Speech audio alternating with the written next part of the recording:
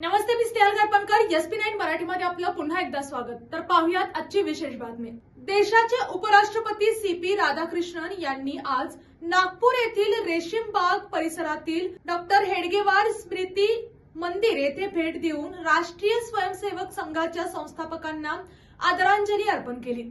यावेळी महाराष्ट्राचे राज्यपाल जिष्णुदेव वर्मा हे देखील त्यांच्या समवेत उपस्थित होते. तर पाहुयात आजची सविस्तर बातमी. आणि राज्यपाल देव वर्मा यांनी डॉक्टर KB हेडगेवार यांच्या प्रतिमेस पुष्पांजली अर्पण केली.